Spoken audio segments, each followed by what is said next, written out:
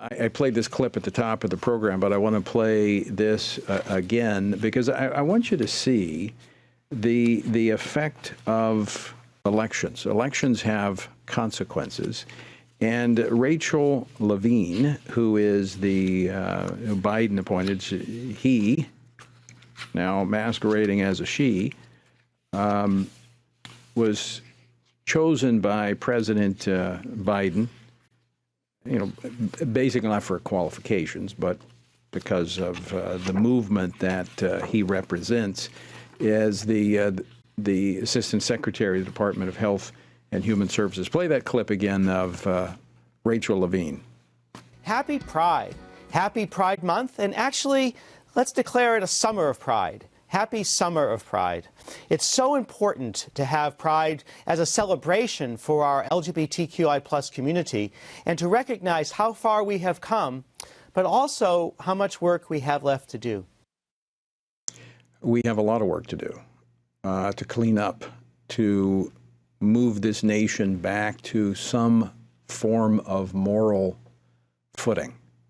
This is, again, folks, I just want to underscore, you think we can hide from this, that somehow it's not coming to our communities? This is being pushed from the highest levels of government. And they're not just, making suggestions. They are pushing this with the full weight of the government. And I mean, you heard him. We don't want a Pride Month. We want the summer of Pride, the summer of Sodom. Essentially what they're calling for. And I don't think it'll stop there. And they will force every American family to celebrate it. We see that happening. This is permeating every level of society. In fact, even today, at this moment, as we speak, parents in Rockville, Maryland, are gathered outside of the school board demanding their rights. Now, just think about that statement for a moment. We've come to kind of just accept it, that people are demanding their rights. But here are parents literally demanding their rights to opt their children out of indoctrination when it comes to the LGBTQ ideology that's being pushed throughout our entire school system. I mean, think about that for a moment. Parents having to protest for their rights to protect their own children. That is how pervasive this agenda has become and how they have used the levers of government to push this. Well, join me now to discuss this and more is Meg Kilgannon. She is a senior fellow for education studies here at the Family Research Council and a former member of the Trump Department of Education. Meg, welcome back to Washington Watch. It's great to see you, Tony. Well, good to see you. All right, so fill us in on what's happening in Rockville, Maryland.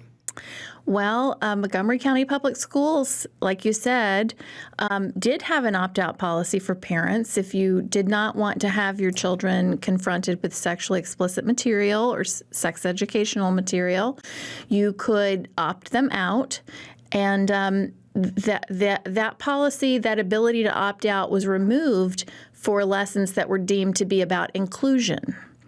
And so students will now be read, even children in kindergarten will be read books about gender identity, books about LGBT issues, books about race that include oppress narratives around race, where people are put into boxes that you don't get to pick your box. You're assigned a box and you will stay in it.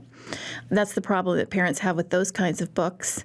And so that opt-out for that material is not going to apply because everyone needs to be included, they say. Except for the Christian and religious parents who object to the material, right? We're not included. Right. Yeah, their concerns are not taken into account. Right. Is what has happened here, Meg, is that this type of instruction has become so pervasive and has permeated every aspect of the classroom that in reality you can't opt kids out because they wouldn't be going to school. No, I think that is exactly their point, right? That is exactly the reason that they are offering these lessons in this way.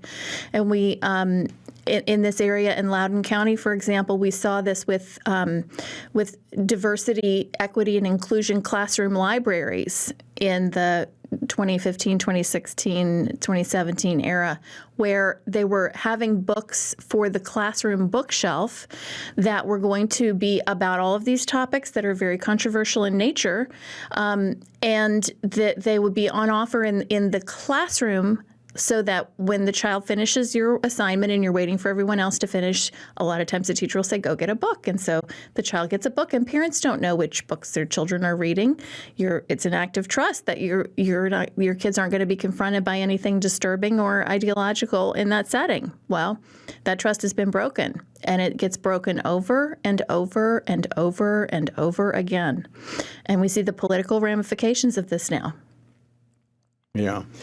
First, I want to draw a distinction.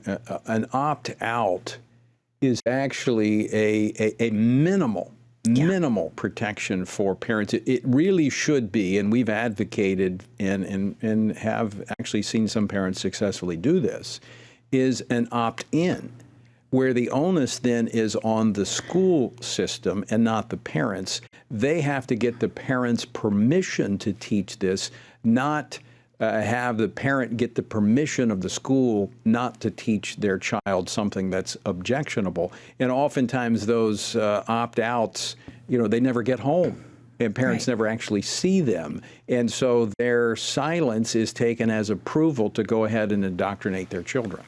Well, there are plenty of subjects that require express written parental permission. That you can't join the band in high school, for example, without your parents' permission, or you certainly can't take a music lesson that requires an instrument rental in elementary school without your parents' permission, right?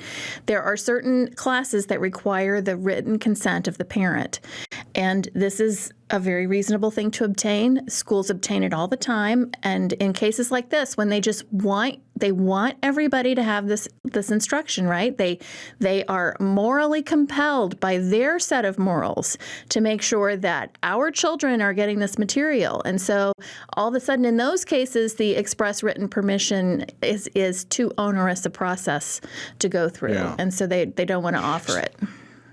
So in a moment, I want to get to some solutions here, but I want to unpack this Montgomery County situation just a little bit more, because this is not just Christian parents, but we actually have Muslim parents lining up with Christian parents. How have the Montgomery County officials responded to this, knowing that it's not just conservative Christians who are objecting to this material?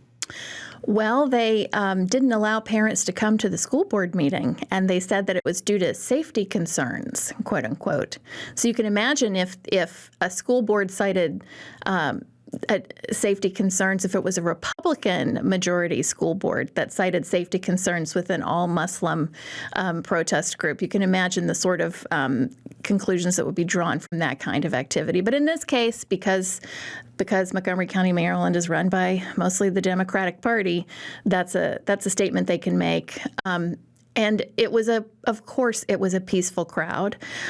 These parents are not, most parents have things they'd rather be doing at 2:00 on a Tuesday afternoon than going to the school board to protest for their rights and to protect their children from people that they shouldn't have to protect their children from. But this is the situation that we find ourselves in. And so to be called a danger and not to even be allowed in the building just adds insult to injury. Right. But these parents organized outside and made their wishes known. They want the opt-out back, and it's really not that big of an ask.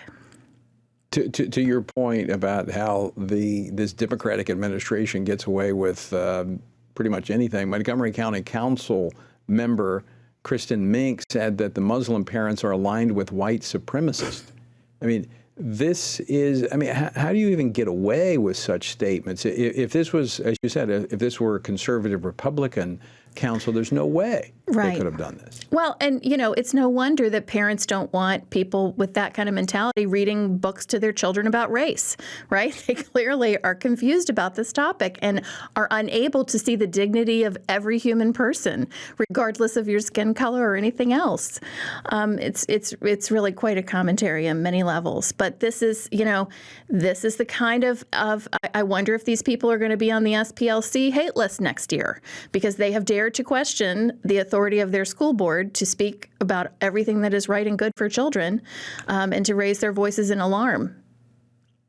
I would not be surprised one bit. Let's talk about solutions here, Meg Kilgannon, because this is an issue, as I've been looking at some recent polling data, next to inflation in the economy. Education and the well-being of our children ranks up there at the top of concerns of parents as we move into the 2024 election. This is the byproduct of elections. We wouldn't be having these conversations, as I was talking about earlier with this Rachel Levine. This wouldn't be an issue if we didn't have a liberal, let me take that back. He's not liberal, he's a leftist Democrat running this country, pushing this horrific agenda on the American people. So elections have consequences. What do parents do? I mean, I think parents, they have to, number one, be affirmed in their authority and responsibility to care for and protect their children, not wait for government to say, oh, these are your children. You have a right to protect them. We need to demand that right and just assume it and take it. Absolutely. And you'll recall very recently the president said, these are our children. And he said it in relation to a pride event.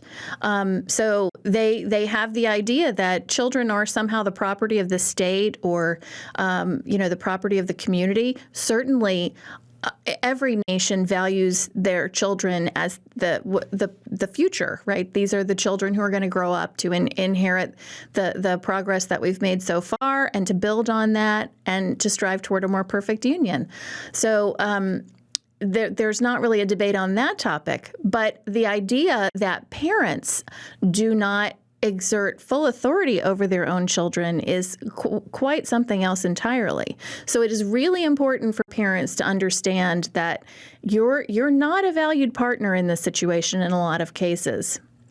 You really need to be... You're an obstacle. You really need to be the most important person in your child's life. If you can get alternative arrangements for your child's schooling, whether it's homeschooling or some sort of private school or micro school or something like that, that would be a really smart choice right now. But if you cannot do that, you need to be engaged at your school system. And Right. even if you can pull your children out, you cannot leave the system because there are children there you're right. who need your protection as well. We need parents who are running for the school board. We need young people who are going into the profession of teaching into the public schools, Yes. who are well grounded in their faith and understanding, and with boldness and with courage, being backed by the local church. We need to take this territory back, but not with our children. We need to protect our children from this ideology that seeks to ensnare them and destroy them, and we need to take it on head on. Meg Kilgannon, thanks so much for joining us. Always good to see you. Thanks for having me, Tony.